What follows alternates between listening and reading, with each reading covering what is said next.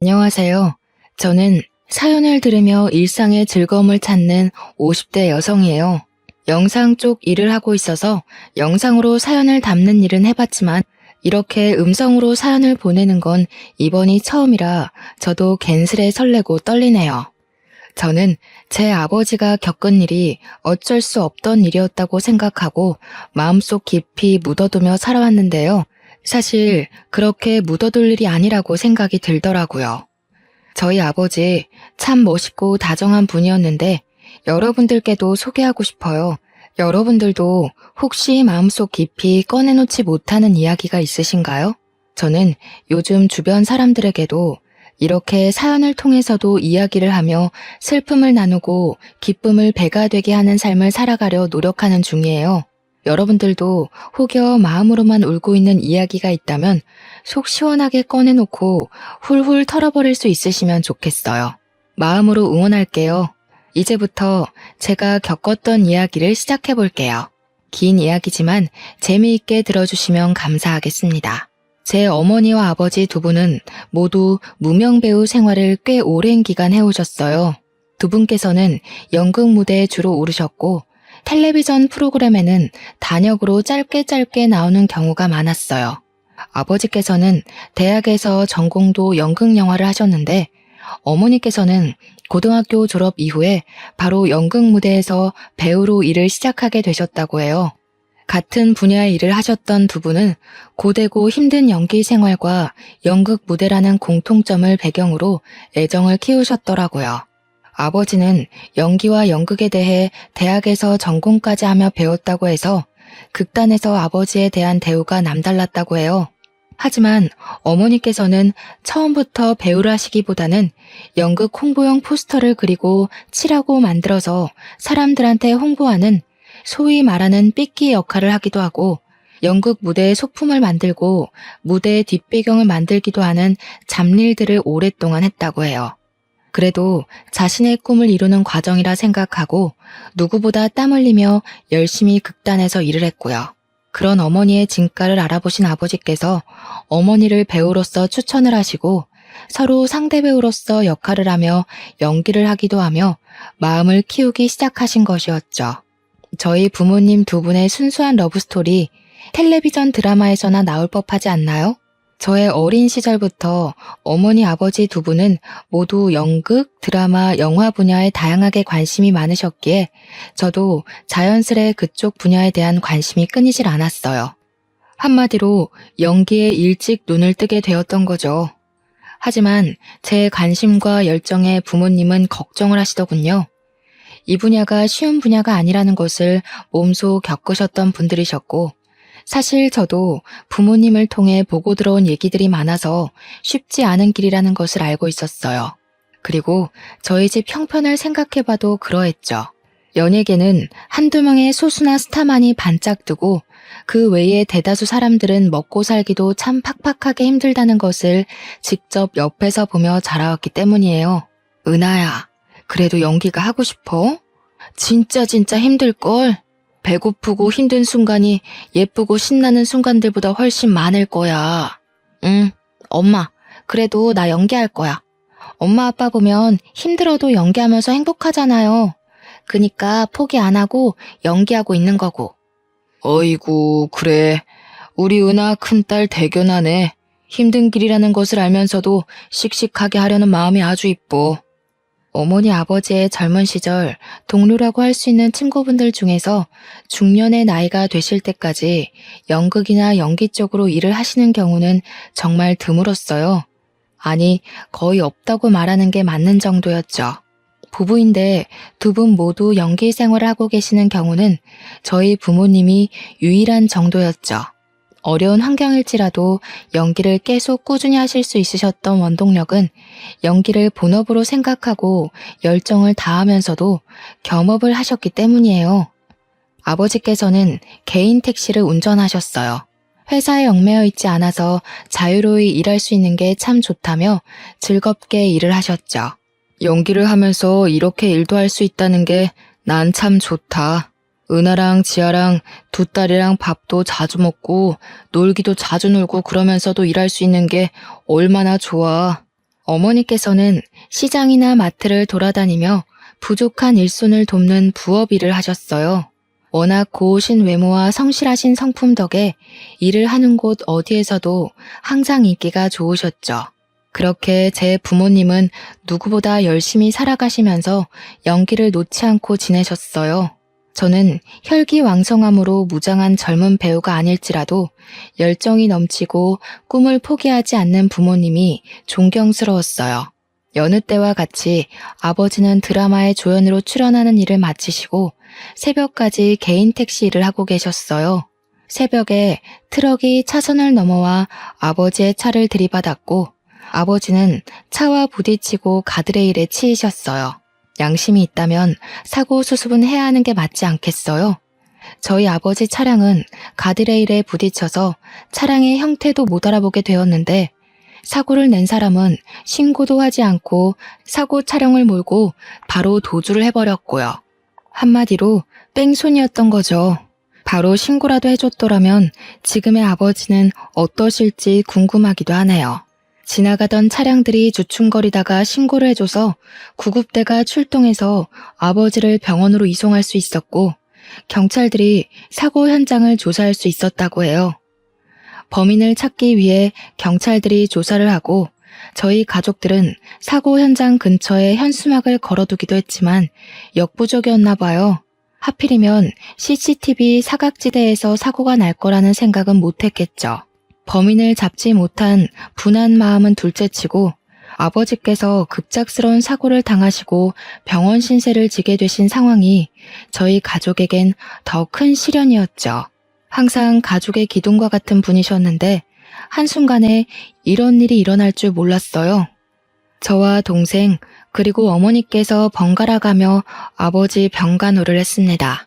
몸을 움직이기도 어려운 수준이었기 때문에 갓난 아기를 돌보듯 모든 것을 저희 손을 통해 해야 했어요.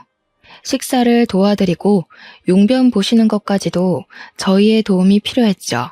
저희도 어찌할 수 없는 저녁 시간에는 성인용 기저귀를 사용하셨는데 아버지께서는 어떤 것보다 그 점을 불편해하시고 싫어하셨어요. 어쩌면 부끄럽고 자식들 앞에서 못 볼 꼴을 보인다고 생각하셨던 것 같아요. 누구에게도 그렇게 의지하신 적이 없는 분이 본인 힘으로 할 수 있는 게 없고 화장실도 혼자 가지 못하다 보니 자존심이 많이 상해하셨죠. 아버지는 병원 생활을 무척이나 괴로워하셨어요. 이렇게 살 바에는 죽는 게 낫지, 죽는 게 나아. 아버지께서는 언젠가는 연기자로서 나중에는 노년 배우로서 당당하게 인정을 받을 거라 누누이 말씀하셨어요. 사고를 당하시게 되고 그 꿈을 이루지 못할 수도 있겠다는 좌절감이 크셨던 것 같아요. 어머니께서도 겸업을 하시며 연기 생활을 이어왔지만 도저히 불가능하다는 생각을 하시고는 풀타임으로 시장과 마트를 오가시며 아버지의 병원비를 벌기 위해 2배, 3배로 일을 더 하실 수밖에 없었어요. 그래도 내가 일 좀 더 할 수 있냐고 부탁했을 때 내치지 않고 일감들을 넉넉하게 주시는 게 나는 얼마나 다행인지 싶어. 저희 가족은 아버지가 나아지실 거라는 희망을 품고 살아갔죠. 고등학생이었던 저와 동생도 아르바이트를 하며 생활비와 병원비에 보탬을 드리려고 노력을 했고요. 하지만 차가운 현실은 저희의 희망과는 달랐어요. 새벽 5시를 넘겼던 시간으로 기억해요. 아버지가 계신 병원으로부터 전화가 왔어요. 요즘엔 보기 드문 집 전화로 전화가 걸려왔어요. 집안 전체를 울리는 새벽을 뒤흔드는 전화 벨소리였어요. 저에게는 아직도 새벽에 걸려오는 전화 벨소리는 악몽과 같아요. 김인철님 댁 되시죠? 전해드릴 소식이 있어서요. 병원에 빠르게 내원해 주셔야 할 것 같습니다. 무슨 일이죠? 김인철님께서 사망하셨습니다. 아버지께서는 그렇게도 싫어하시던 병원 생활을 하시다가 집에 한 번도 돌아오지 못하신 채 급성 폐혈증으로 돌아가시게 되었어요. 아무도 예상하지 못했던 일이었죠. 저와 제 동생은 다음날 학교에 가기 위해 집에서 잠을 자고 있었고 어머니께서는 새벽 시장에서 일을 하고 계셨어요. 저희 가족 그 누구도 아버지의 임종을 지키지 못했어요. 지금 돌이켜 생각해봐도 정말 눈물이 앞을 가려요. 그 기억은 제 평생 없어지지 않을 아픈 기억이에요. 저희 가족의 지친 몸과 마음은 오직 아버지의 회복만을 바라고 달려왔는데 이렇게 허망하게 돌아가실 줄 몰랐어요. 저와 동생은 정말 아이처럼 그렇게 엉엉 울었어요. 돌아가신 아버지께서 얼마나 억울하실지, 저희를 남기고 가시는 마음이 얼마나 무거우실지 상상만 해도 마음이 아렸어요. 어머니께서는 현실로 받아들이지 못하셨죠. 펑펑 울어대는 저희와는 다르게 어머니는 눈물 한 방울도 흘리지 않으셨어요. 그저 넋이 나간 표정으로 장례를 치렀어요. 장례를 치르고 난 후 저희 가족은 이전과는 다른 삶을 살아갈 수밖에 없었어요. 마음과 정신적인 지주였던 아버지의 부재가 생각보다 가족들에겐 큰 영향이 있었던 거죠. 가난했지만 웃음이 끊이지 않았던 집의 분위기는 180도 변했어요. 하루하루 막막하게 느껴지는 그 무게감을 우리 가족 모두가 감당했어야 했기 때문이죠. 은하야, 어떻게 하니? 우리 어떻게 살아갈 수 있겠니? 막막하구나. 너희 아버지 없는 우리가 뭘 할 수 있겠니? 내가 더 잘할게, 엄마. 내가 다 먹여 살리고 돈도 많이 벌게. 걱정하지 마. 가족 모두가 이를 악물고 살아가게 된 계기가 되었어요. 저와 제 동생 아르바이트를 하면서도 누구보다 성실하게 학교 생활을 하며 대학 진학을 꿈꿨어요. 그렇게 저는 아버지의 못다 이룬 꿈을 이루고자 연극영화과로 대학 진학을 했죠. 4년 내내 연기도 해보고 연출도 해봤지만 생각보다 연기보다 연출이 저에게는 더 맞았어요. 그래서 오직 연기만 하겠다고 마음을 먹었다가 진로의 방향을 틀었죠. 저는 대학에서 배운 연극과 영화, 연출이 전부인 양 꿈에 부풀어 취직시장에 뛰어들었어요. 와, 정말 생각보다 어렵더라고요. 제 전공을 살려 취업을 하는 것이요. 그렇게 고민 많은 20대 중반을 넘기고 취업 준비 기간이 너무 길어지면 안 될 것 같아서 그냥 저를 불러주는 적당한 기업에서 일을 시작하는 게 낫겠다 싶었어요. 그렇게 일을 시작하게 되었죠. 첫 출근에서부터 제 꿈은 산산조각이 났었죠. 학교에서 배웠던 연출과는 생판 다른 노동이더라고요. 저는 영상회사에서 이렇게 다양한 일들을 하고 있는 줄 몰랐어요. 조연출 일부터 시작을 했는데 갖은 보조원 역할은 다 했어요. 무슨 커피 심부름은 매일같이 줄기차게 있는지 몸에 익다 보니 커피 심부름은 별것도 아닌 게 되더라고요. 그리고 엑셀 작업은 또 뭐 이렇게 많은지 컴퓨터로 처리해야 하는 일들이 이렇게 많을 수가 있나 싶었어요. 식사 영수증 관리에서부터 때로는 일손이 부족하다며 충무과에서 해야 하는 세금 관련 업무까지도 제가 하게 되었어요. 제가 원하던 일은 이런 게 아니었죠. 적어도 연출 전공을 살려서 아버지의 꿈을 뒤이어 이루겠다는 제 생각은 변함이 없었거든요. 아버지 어머니께서 연기를 하셨지만 저는 두 분의 진심 어린 연기를 어린 시절부터 봐왔기에 자신의 열정과 진심을 표현하는 연기자들, 사연들, 사람들을 영상으로 담고 싶어서 회사에 입사했는데 도대체 회사에서는 연출이나 연기와 관련된 업무는커녕 일부러 그러는 건지 다른 잡무들만 잔뜩 시키더군요. 하지만 저는 첫 술에 배부를 수 없는 거라 생각하고 저 스스로를 다지며 위로하며 일을 했어요. 이렇게 열심히 지내다 보면 제 진심을 알아주는 누군가가 있을 거라 생각했기 때문이죠. 저는 꼭 어머니 아버지 같은 진정한 배우를 모시고 영상에 담아내는 PD가 되고 싶었어요. 앞서 말한 것처럼 견디기 어려운 잡무들로 인한 스트레스가 엄청났다는 것은 사실이었네요. 정말 내가 원한 길이 이 길인가? 부모님은 도대체 어떻게 이렇게 힘든 과정을 인내하고 연기 생활을 하신 것일까? 고민이 참 많았던 시기였죠. 지금에서야 돌이켜 생각해보면 영상회사에서 영상이 아닌 다른 분야의 일들에 대해 다양하게 배울 수 있는 기회였다고 생각을 하지만 당시만 해도 이렇게 쉽게 생각하기 어려운 상황이었어요. 이 일을 시작하고 어언 5년 차가 되었던 시기였어요. 일을 다니던 5년간 매년 영수증 관리나 시켰던 상사가 웬일로 저에게 영상 소재에 대해 같이 회의해보자고 제안을 했어요. 평소 그려왔던 다큐멘터리에 대해 신나게 말씀드렸죠. 회사에서 제대로 설명드리기 위해서 회의 자료들도 정말 열심히 만들어가고 PPT 작업까지도 해서 프레젠테이션을 발표했죠. 제가 오랫동안 기획해온 다큐멘터리 내용입니다. 모두가 주인공에만 스포트라이트를 비추고 박수를 쳐줄 때 누군가는 분명히 단역 조연으로 스포트라이트 밖에서 최선을 다하고 있죠. 이걸 저희 다큐에서 담으면 좋을 것 같아요.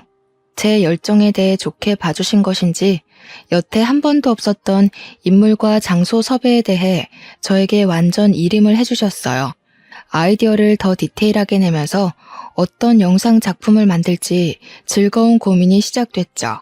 몸은 힘들지라도 내 아이디어가 담긴 영상 작품이 생긴다는 마음에 굉장히 들뜨더라고요. 제가 어린 시절부터 꿈꾸듯 그려왔던 작품을 해야겠다 마음먹었어요. 무명 배우 단역으로서의 삶을 담은 다큐멘터리. 작품을 만들게 되었어요. 누구에게도 말씀드리지 않고 처음으로 엄마에게 출연이 가능하실지 제의를 드렸어요. 엄마, 여태껏 엄마가 아닌 다른 사람들이 주인공인 무대에 많이 섰잖아요. 이번에는 엄마가 주인공인 무대 어때요? 내가 다큐멘터리 하나 만들게 되었는데 엄마가 주인공이었으면 해서. 어머, 너무 잘 됐다. 작품 만들고 싶어 했던 건 오래전부터의 일인데 벌써 몇 년 동안 회사 생활을 하고 결국 네 작품을 만드는구나. 고생 끝에 정말 낙이 온다더니 축하해 딸. 그런데 엄마는 너무 늙고 못나서 출연하긴 좀 그래. 아니, 엄마가 어디가 어때서 그래요. 엄마만큼 고운 사람도 엄마만큼 성실한 배우도 본 적이 없어. 난 정말 내 작품이니까 꼭 엄마가 나와줬으면 해요. 아빠는 보고 싶고 출연을 부탁드리고 싶어도 이제는 그럴 수가 없잖아. 엄마가 꼭 주인공이 되어줘요? 어렵다는 엄마의 손사래에도 불구하고 저는 끈질기게 엄마를 설득했어요. 주인공이 엄마 혼자는 아니니까 너무 부담 갖지 않아도 된다는 점과 엄마의 진실한 이야기를 누군가에게 들려줄 수 있다는 것이 얼마나 큰 기회냐고 말씀드렸죠. 엄마는 생업이 바빠 연기 생활을 그만둔 지 오래라며 걱정하셨지만 어쩔 수 없이 그만뒀던 연기였기에 그만큼 연기에 대한 아쉬움이 남으시기도 하셨던 것 같아요. 결국 제 설득 끝에 출연을 하시기로 했죠. 엄마, 아버지 돌아가시고 연기 생활하고 싶어도 못했잖아요. 그 한을 좀 풀자. 우리 엄마 예쁜 얼굴 아깝단 말이야. 딸내미가 만드는 영상에 출연한다는 것도 얼마나 기분 좋은 일이야. 한번 나와줘요, 안배우님. 어머니를 필두로 다양한 단역 배우들을 섭외하고 다큐멘터리를 찍게 되었어요. 촬영 배경은 주로 대학로나 여의도였고요.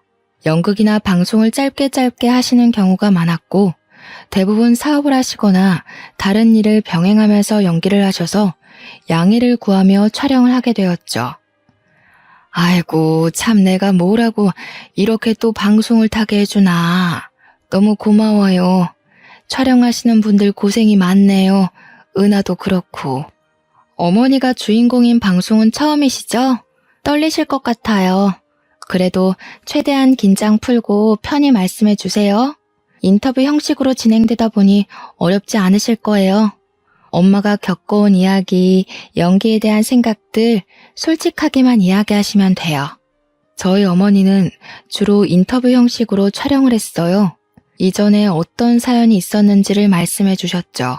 어머니의 남편, 제 아버지와 연기로 만나고 사랑을 키워 아이들까지 낳아 키웠지만 허망한 사고로 먼저 이 세상을 떠났다는 이야기를 담았어요. 연기자에 대한 이야기인데 어머니의 사연이 사연인지라 뺑소니 사고에 대한 이야기를 길게 하시더라고요. 저도 방송을 통해 어떻게 해서든 범인을 찾고 싶었던 사심도 있었고요. 어떻게 CCTV도 제대로 없고 목격자 한 명도 없는 사고라는 것이 존재할 수 있는 것이고 그 사고의 당사자가 저희 아버지가 될 수 있는 것이었을까요? 그로 인해 목숨까지 잃게 되신 저희 아버지. 어머니께서 눈물을 억지로 눌러 참으시며 아버지 이야기를 꺼내시는데 저희 스태프 모두 눈물을 함께 훔칠 수밖에 없었어요. 그런 일이 있었던 건 몰랐어요. 은하 PD 고생 많았네요. 진짜 텔레비전에 나올 만한 사연인데요. 어떻게 뺑소니 범인을 못 잡을 수가 있지? 여태까지. 가족들 다 마음고생 무지하게 심했겠다. 그렇죠. 우리 가족 마음고생 심했지. 그래도 그 일을 계기로 이악 물고 살아서 내가 이렇게 PD도 하고 있는 게 아닐까 싶긴 해요. 억울하긴 해도 우리 가족 눈 감고 귀 막고 열심히 살았지 뭐. 또 영상이 담긴 한 분의 경우는 배달 일을 하시며 연기 생활을 오랫동안 병행해 오시기도 했어요.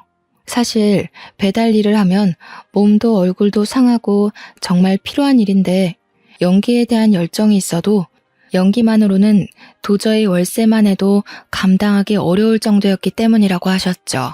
저희 부모님 외에도 다양한 단역분들의 애환과 감동을 담은 다큐멘터리는 꽤 오랜 기간 시간이 걸려 최종적으로 완성이 되었어요. 영상으로 찍는 것도 오래 걸리지만 편집을 하고 컴퓨터 그래픽과 자막을 넣고 수정을 하고 완벽한 영상물을 만드는 데까지가 꽤 오랜 시간이 걸리는 작업이었죠. 이제 다큐멘터리를 방송에 내보내기 전에 마지막 관문이 남아 있었습니다. 영상이 방송을 타기 전에 대표님의 컨펌이 필요했던 것이죠. 그래서 영상을 대표님께 보여드렸습니다. 긴장되고 떨리는 순간이었죠. 혹여나 마음에 들지 않으신다는 말씀을 하시면 완성된 영상일지라도 방송에 나가지 못할 테니 말짱 도루묵일 테니 말이에요. 우리 진짜 그동안 고생했다. 이제 마지막으로 조금만 더 힘내서 일해봅시다. 대표님 컨펌만 떨어지면 끝이야 끝. 그러게요. 드디어 끝이라는 게 보이기는 하네요. 와, 진짜 고생했다 우리. 컨펌 잘 되면 좋겠어요, 진짜로. 대표님과 저 그리고 대표 스태프 몇 명이 함께 영상을 시청하며 최종 컨펌을 하는 시간이었습니다. 저는 입이 바싹바싹 마르더군요. 그렇게 긴장이 되던 것은 일을 하면서는 처음 있던 일이었죠.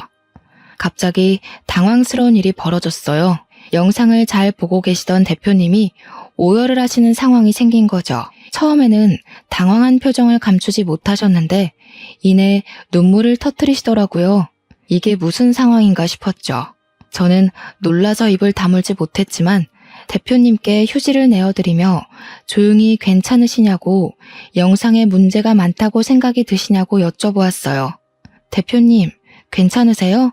무슨 일이신지 여쭤봐도 괜찮으실까요? 제 영상 감동적일 수는 있지만 대표님께서 오열하시면서까지 그렇게 울만한 이야기는 아니었는데요. 아, 미안해요, 은하씨. 지금 내가 너무 마음이 가라앉지를 않아서 다음에 따로 시간 내서 말씀드릴게요. 저도 생각 정리 좀 해야 할 것 같아서요. 대표님의 뜬금없는 오열에 당황한 저와 스태프들은 침묵을 지키며 사무실에 각자 자리로 돌아왔습니다. 순간 저희의 노력이 물거품이 된 것만 같은 기분이 들었어요. 감동적인 포인트가 있다고 해도 그렇게 오열할 만큼의 슬픈 이야기는 분명히 아니었는데 대표님이 왜 저렇게 우시는 거지? 우리가 뭔가 잘못했나? 대표님이 무슨 큰일을 당하셨나? 우리 영상에는 누가 없어야 하는 건가 싶었어요. 입사 후에 한 번도 누구 앞에서 눈물을 보이신 적이 없으셨던 분인지라 저희 모두 크게 놀랐습니다. 대표님도 눈물이라는 게 있는 사람이구나 싶으면서도 무슨 큰일이라도 난 건가 싶더라고요. 다큐에는 여러 단역분들이 나오셔서 각자의 사연을 이야기하고 촬영을 다니는 모습을 찍었고 어머니 사연의 경우 인터뷰 형식으로 아버지 뺑소니 사고를 언급하신 내용이 담겼어요. 어느 포인트에서 대표님이 오열하신 건지 아무리 생각해봐도 잘 모르겠더군요. 저희 스태프들끼리 별별 소문이 돌기 시작했어요. 대표님의 엄마가 영상에 우연히 나오셨다. 아니다. 대표님 아버지가 나오신 게 틀림없다. 아니, 자기 무명 시절이 생각나서 그런 거다 등등 다양한 이야기들이 오가더군요. 아니, 나 진짜 우리 대표님이 저렇게 오열하는 거 난생 처음 봤다니까. 그렇게 울만한 내용도 아니었는데 말이지. 뭔가 이상해. 수상해. 뭔가 있다니까 이거. 그런가요? 저희가 뭔가 특이하거나 이상한 내용을 담은 건 아닌데 반응이 의외이긴 했어요. 저는 다른 것보다 제 입봉작인데 방송도 못하고 묻힐까봐 제일 걱정스럽다니까요. 아, 걱정이에요, 걱정. 며칠이 지난 후 대표님이 저를 개인적으로 부르셨어요. 다큐멘터리의 총 책임자이기 때문에 저를 부르셨겠거니 가벼운 마음으로 사장님을 뵈러 갔죠. 하지만 대표님 방에서 나올 때 제가 어떤 마음과 어떤 표정으로 나오게 될지는 전혀 예상하지 못했죠. 은하 PD, 어서 와요. 영상 찍느라 고생 많았죠? 편집도 무지하게 길었을 텐데 피곤은 좀 풀렸어요? 이럴 때 좀 쉬어야 다음 작품 쉽게 시작하지. 아, 네, 감사합니다. 피곤하긴 하네요. 영상 일, 연출 일이 쉽지 않다는 거 알고 시작했는데도 역시 힘들긴 하네요. 체력이 너무 딸려서 죽겠어요, 매일매일. 커피를 달고 삽니다. 대표님은 괜찮으신 거죠? 아유, 그럼 나야 너무 괜찮지. 은하 PD 노고에 비하면 내가 뭐 비할 바가 아니지. 그런데 조금 어려운 이야기를 해볼까 해. 고민이 많았는데 계속 숨기는 건 도저히 은하 PD한테 예의가 아닌 것 같아서. 대표님이 무게를 잡으시며 하셨던 이야기는 상상 초월의 내용이었어요. 대표님은 어린 시절 아버지 밑에서 자라셨다고 해요. 한부모 가정에서 자라셨던 거죠. 어려운 환경 속에서 자라셨다며 한참을 뜸을 들이며 말씀하시더군요. 은하 PD, 이런 이야기를 전하게 될 줄은 몰랐는데 정말 미안해. 놀라지 않았으면 좋겠는데 놀랄 수밖에 없는 이야기야. 아, 괜찮아요, 대표님. 어서 말씀해 주세요. 대표님께서는 다시 어린 시절 이야기를 이어가셨어요. 아버지와 함께 지내왔는데 아버지께서 야채 트럭을 운영하셨다고 하시는 거예요.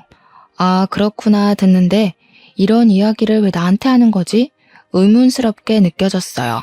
그렇지만 제가 다니고 있는 회사의 대표님께서 하시는 말씀이니 제가 이렇다 저렇다 말하지 못하고 묵묵히 듣기만 했어요.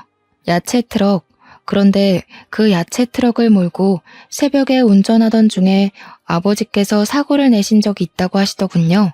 조수석에는 아들인 본인을 옆에 태우신 채로요. 사고가 워낙 크게 나서 기억이 나신다며 설명을 하셨어요. 그 새벽에 우리 아버지 야채 트럭이 승용차를 박았어. 아버지께서 새벽에 졸음운전을 하신 탓이었지. 중앙선을 살짝 넘어간다 싶었는데 기어코 옆 차선에서 오던 차를 친 거야. 그 차는 택시였고 동승자는 없이 기사님 한 분만 타 계셨어. 그리고 그 택시는 가드레일을 강하게 박았고 택시는 형태를 알아보기 힘들게 찌그러졌어. 네? 무슨 말씀이세요? 나는 조수석에서 선잠을 자고 있었고 부딪히는 소리와 충격에 놀라서 깨버렸지. 아버지께서는 운전대를 잡고 있는 손을 벌벌 떨고 고개를 들지 못하고 계셨어. 나는 아빠를 계속 불렀고 무서워서 울어버렸어. 그런데 아버지는 숙였던 고개를 들고 나를 한번 쳐다보시고 주위를 살피며 그대로 집으로 오셨어. 대표님은 계속 말씀을 이어가셨어요. 다큐멘터리에서 언급된 사고 현장은 아버지께서 자주 다니던 길이라 CCTV가 없었다는 것을 확실히 알고 계셨다고 해요. 하지만 아버지와 대표님이 보지 못한 목격자가 있을 수도 있을 거라는 생각은 있었고 언제든 아버지와 대표님께서 잡혀갈 수 있다는 죄책감이 있었다고 흐느끼셨어요. 하지만 아버지 없이는 살 수 없는 어린 대표님을 두고 감옥에 들어가실 수 없으셨는지 그렇게 뺑소니로 현장을 떠나셨던 거라고 하셨어요. 이런 이야기가 은하 씨 마음을 위로할 수 없다는 거 잘 알아. 그 사고 꽤 컸고 기사님도 많이 다치셨을 거라 생각하긴 했었어. 정말 미안해. 너무 미안해. 이 빚을 어떻게 갚아야 할지 모르겠어. 마음속으로만 지녀왔던 괴로움과 죄책감이었는데 이제 명확해졌어. 잊힐 수 있을 거라 생각했는데 아니었고. 제가 만든 다큐멘터리를 통해 보니 제 어머니의 남편분, 즉 제 아버지의 사고에 대한 인터뷰가 대표님의 두 눈으로 봤던 어린 시절의 사고 현장에 대한 기억과 일치한 것을 보고 오열을 하셨다고 했어요. 설마 아니겠지 하며 외면해왔던 과오를 이렇게 마주하게 될 줄은 꿈에도 모르셨던 것이었죠. 저도 당황스럽기는 매한가지였습니다. 대표님은 아버지의 상황에 대해 아시는 것이 없으셨겠지만 제 아버지는 이미 이 세상을 떠난 지 오랜 세월이 흘렀기 때문이죠. 그 세월 동안 저희 가족이 받았던 상처와 눈물은 어떻게 보상이 될지 머리가 새하얘졌습니다. 그렇게 오랫동안 찾아 헤매왔던 뺑소니 사고의 목격자가 여기 이렇게 제 눈앞에 버젓이 있다뇨. 그런데 그 목격자가 뺑소니범의 아들이었고 사고에 대해서는 몇십 년간 침묵으로 일관해왔다뇨.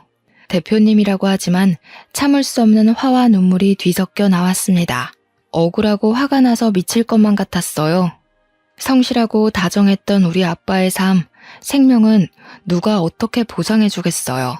주변에서도 다들 사고당한 사람만 불쌍하다며 그렇게도 수군거렸는데 말이죠. 나라도 어렸어도 바로 신고를 했어야 하는데 정말 후회해. 정말 미안해. 끔찍하게 사죄해요, 은하 씨. 대표님은 너무 미안해서 어찌할 바를 모르겠다며 제 두 손을 꼭 잡고 눈물을 주룩주룩 흘리셨어요. 아버지께서는 현재 나이가 노쇠하셔서 요양병원에 치매 환자로 입원해 계신다고 했어요. 대표님 아버지께서 정말 죄인이고 본인도 마찬가지라며 아버지께서 이런 일을 겪게 되신 것 정말 마음 아프고 유감이라고 말씀하셨어요. 당시에 어렸다고 해도 알 거는 다 알았는데 아빠와 아들 둘이서 살았던 어려운 형편에 아버지마저도 감옥에 가시면 대표님이 굶어 죽게 생겼다 보니 어느 하나 양심적으로 대처한 일이 없었다며 정말 미안하다고 말씀하셨어요. 아버지였어도 내 아버지였어도 신고를 했어야 마땅한 일이었지. 정말 죽을 죄였어요. 미안해. 그런 사정이 있었을 거라 생각 못했어요. 게다가 목격자가 이렇게 있을 거라는 것도 상상 못했어요. 정말 엄청 찾아다녔는데 현수막도 붙이고 포스터도 돌렸는데 없더라고요, 목격자가. 그래서 그냥 반쯤 포기하고 기억에 묻어두고 살았어요. 이렇게 마주하게 될 거라고는 정말 몰랐네요. 어안이 벙벙해서 눈물을 흘리지도 못하는 저를 두고 대표님은 이야기를 이어가셨어요. 아버지를 만나게 해주고 싶다고 하시더군요. 저는 어떻게 반응을 하는 게 좋을지 감이 안 잡혔어요.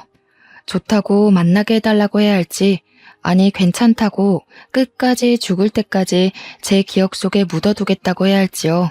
대표님은 모든 사실을 알게 되었고 그 사고 가족이 우리 회사 직원인 것도 마음이 너무 아프다며 이렇게라도 찾게 되어서 다행이라고 평생의 마음의 짐이었으니 꼭 아버지를 만나줬으면 좋겠다고 부탁을 하셨어요. 저는 마음이 불편했어요. 돌아가신 저희 아버지는 어떻게 하고 이렇게 쉽게 과거를 용서할 수 있을까 싶었죠. 하지만 상대는 회사의 대표님, 형편이 어려운 저는 대표님의 말씀에 네네 하며 오케이를 하고 말았네요. 약속한 시간은 금방도 찾아왔습니다. 몇 주 뒤에 잡아둔 면회 날짜가 이렇게 빨리 찾아올지 몰랐어요. 어머니와 동생에게 사실대로 이야기를 했다가는 정말 말 그대로 뒤집어지고 쓰러질 것만 같아서 우선 제가 먼저 대표님 아버지라는 분을 만나 뵙기로 했죠. 대표님의 차를 빌려 타고 함께 가는 길. 차 안의 고요한 침묵은 이상하리만치 현실감이 없었고 긴장감까지 맴돌았어요. 마치 전쟁에 나가는 병사들의 마음이 이랬을까 싶었어요. 가긴 가야 하는데 마주하긴 마주해야 하는데 뭘 어쩌지 싶은 마음에 정말 피하고 싶더군요. 그렇게 요양병원 앞에 도착을 했죠. 시간이 멈춰버렸으면 좋겠다는 생각밖에 들지 않았어요. 어린 시절부터 그려왔던 우리 아빠를 아프게 하고 죽게 만든 뺑소니범은 뿔 달리고 악마같이 생긴 나쁜 사람일 거라 생각했는데 그게 아닐 수도 있다는 가능성이 참 머릿속을 복잡하게 만들었어요. 은하 PD, 이쪽이야. 내가 앞장설게요. 아, 네. 요양병원이 익숙한 듯 앞장서시는 대표님의 등 뒤를 따라 저는 저벅저벅 걸어갔어요. 참 무거운 발걸음 오랜만이었네요. 어떤 이야기부터 시작해야 할지 원래 가해자를 찾게 되면 멱살잡이를 하겠다 마음먹고 살아왔는데 이렇게 만나게 될 줄은 몰랐죠. 멱살잡이는 어려울 것 같은데 그러면 어떻게 하지? 내 화와 분노와 억울함을 어떻게 표현을 해야 하지? 고민을 하며 병실로 걸어 들어갔어요. 아버지, 저의 기억 속에 가장 아픈 이야기를 해야 할 것 같아요. 이제는 분명히 마무리해야 할 것 같아서요. 이렇게 이야기를 하시며 대표님은 먼저 무릎을 꿇고 이야기를 시작하셨어요. 노쇠한 노인분이 침대에서 내려와 대표님과 함께 나란히 무릎을 꿇고 눈물을 흘리셨어요. 저는 제 사연을 이야기할 수밖에 없었죠. 어떻게 살아왔고 어떤 아빠였는지 갑자기 우리 곁을 떠나시게 되었는데 뺑소니 사고였고 목격자도 CCTV도 없어서 할 수 있는 일이 없었다는 것. 경찰 조사도 금세 끝나버리고 억울한 마음이 풀리기도 전에 당장 입에 풀칠하기도 바빠 일을 시작할 수밖에 없었다는 것을 이야기했어요. 어쨌든 저쨌든 우리가 어떤 이야기를 하고 슬퍼해도 저희 아버지는 이미 이 세상에 계시지 않아요. 우리 아빠 살려내요. 미안합니다. 죄송합니다. 입이 1000개 만개여도 부족해요. 경찰서 앞을 몇 번을 찾아갔는지 모르겠어요. 이 노인네가 갈 때가 다 돼서야 이렇게 마음을 전하네요. 부족한 인간이라 미안해요. 내가 그때 제대로 죗값을 치렀어야 하는 건데 정말 미안해요, 아가씨.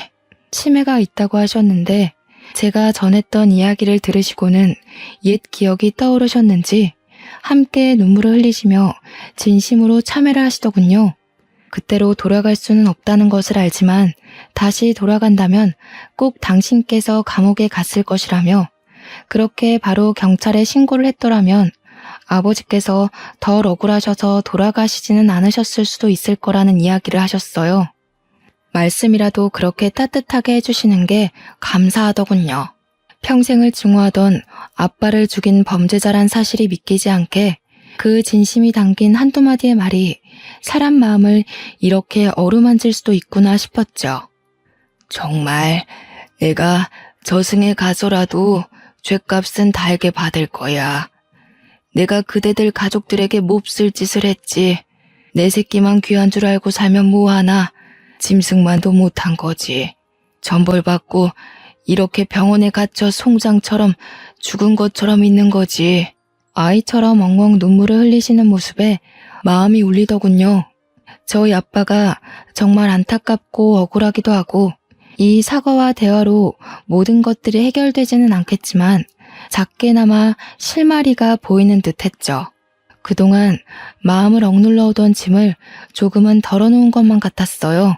이후 제가 겪은 상황을 제 어머니와 동생에게 알렸고 정말 둘은 까무러치듯 놀라 자빠졌어요. 그래도 저희가 직면한 현실을 마주하고 해결해야 할 것들은 해결해야겠다 싶어서 어머니와 대표님과의 자리를 마련한 뒤 두 분의 독대가 있었습니다. 두 분만이 나눌 수 있는 이야기가 있었겠죠. 어머니는 대표님과의 대화 이후 아버지의 부재가 생긴 이래로 처음 보는 후련하고 홀가분한 표정을 지어 보이더라고요. 너희 아버지 그렇게 허망하게 가버리고 우리 얼마나 눈물로 매일을 보냈니? 범인도 못 잡고 뺑소니 사고라는 게 너무 억울해서 미치겠는데 그렇게 원망하며 우리 시간을 버린 것도 몇십 년이다. 얘들아, 너희 대표라는 사람 대표님 아버지가 눈물로 싹싹 빌며 미안하다고 그렇게 우는데 나도 같이 울어버렸다. 어쩌겠니? 산 사람은 살아야지. 저도 그런 어머니를 보는 마음이 좋았고요. 어머니는 제가 생각했던 것보다도 훨씬 강한 여성이었더군요.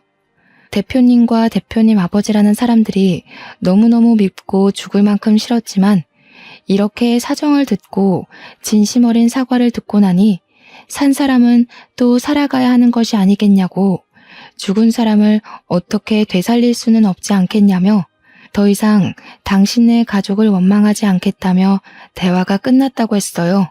이후 대표님은 미안하고 사죄하는 마음 작게라도 표현하고 싶다며 엄마와 저에게 회사 주식을 증여해 주셨어요.